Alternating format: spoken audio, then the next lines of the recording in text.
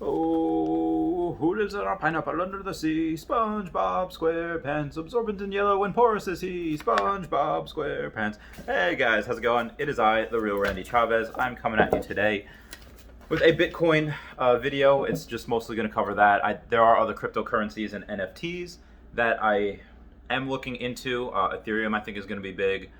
I bought some Pokemon NFTs. Go to OpenSea. I think OpenSea.io, and then you could have this Pokemon salute. It's just a unique artwork. I'm just letting you guys know that because that's what I bought. Not because I think that it is the future, but I think that it's just unique and it's Pokemon and I love it. And everyone say hello, Dashi. Hello, Dashi. And that's just something that I like. Obviously, clearly, I have a thing for Pokemon. I have a thing for that. So I'm just keeping it transparent on what I'm buying. That being said, I have put about $12,000 into Bitcoin the past 2 weeks because I believe it is very, very undervalued, and I will tell you why. So, the US Bitcoin ETF filing, which I spoke about yesterday, basically the SEC has about 45 days to respond. They can extend for 45 more days after that, then an additional 90 days after that if they want the sponsor to address the SEC's concerns about approval, then another 90 days if they want more time to discuss, which is a total of 240 days from register, which is like 2 days ago. The deadline is 28 October 2021, the end of this year that they have to respond. Basically, Citibank has said that it could become, quote, the currency of choice for international trade, end quote. And they said it could be $300,000 by December. And I think the reason they said by December is because they know the SEC has 280 days to respond. And this is just something that I think will happen before then. And I'll tell you why.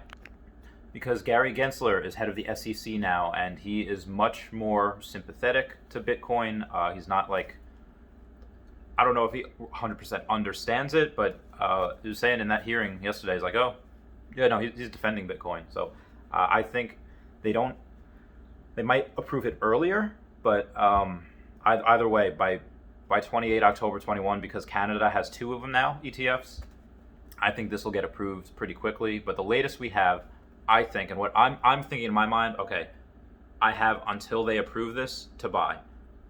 Because once they do that, there's going to be so much, hundreds of millions of dollars going into that. Billions of dollars going into it. There is talk on Twitter that Twitter itself is actually putting a lot of money into it. Hasn't been approved yet, because if you go to Coinbase and you see like, what the outflow of Bitcoin is, 1.3 billion went to somewhere, and another almost 700 million went to somewhere else.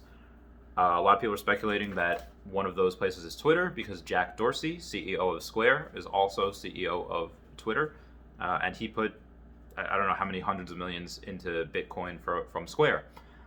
Twitter obviously will probably follow because Elon Musk followed. So Elon Musk and Jack Dorsey, I think, like each other. They've had a couple conversations, and they like each other. So Fidelity. Fidelity has hundreds of millions of clients, and they tell their clients on their website to buy Bitcoin. They have a couple of analysis here from their website. They say, among an increasing number of investors and portfolio managers, Bitcoin is considered a legitimate and distinct asset class. I had always put Bitcoin in the kind of box of like, okay, well, I would consider that an alternative asset. It's very, very liquid.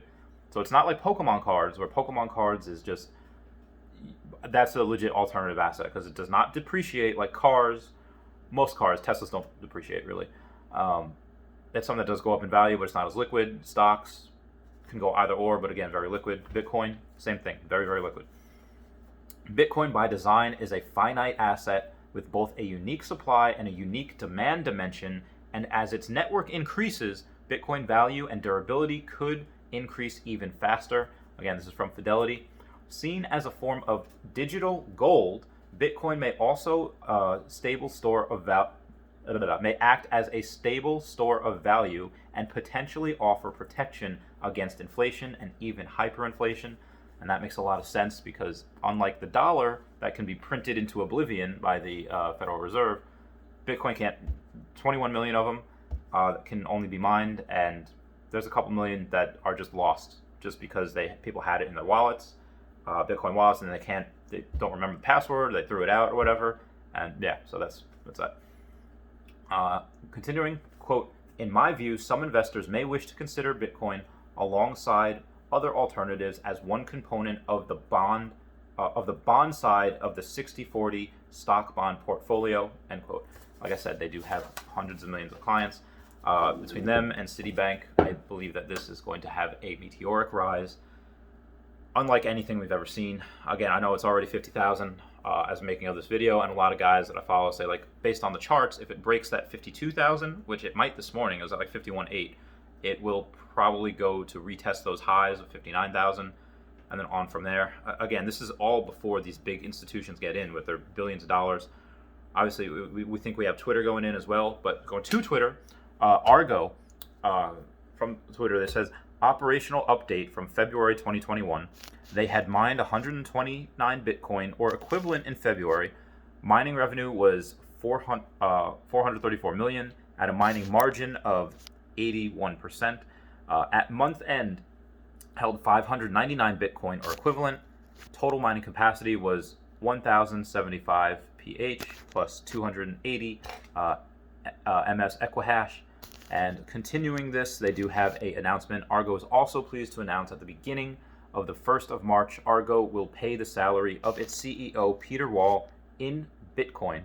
He's not the first one to do that. There is a bunch of people there's a couple sports players, football players say like, hey, can I have part of my salary in Bitcoin?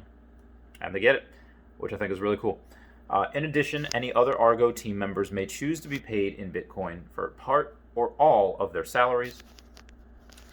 For those that opt in, Argo will automatically convert salaries from fiat to Bitcoin at the daily market rate using the Toronto-based exchange using their Bitcoin savings service. At Peter G. Wall, CEO, said, I'm delighted that Argo has followed up with another record month in both mining revenue and profits. A mining margin of 81% is absolutely amazing, and we continue to add to our Bitcoin position. Continued. I'm also pleased to be the first publicly traded company that we know of to have their CEO paid in Bitcoin. I would say Elon Musk would take his salary in Bitcoin, but he doesn't really get a salary, he just gets stock options. Jack Dorsey might. And yeah, that was it. So anyway, guys, this has been incredible, going deep down the rabbit hole. If anyone has any questions, please comment, like, and subscribe. Comments are good for the YouTube algorithm. Everyone say bye-bye, Dashi. Bye-bye, Dashi. And if you have any questions, let me know down below. Links to Patreon and other things down below. Everything that I'm really interested in is down below. So let me know. And I love you guys. Goodbye.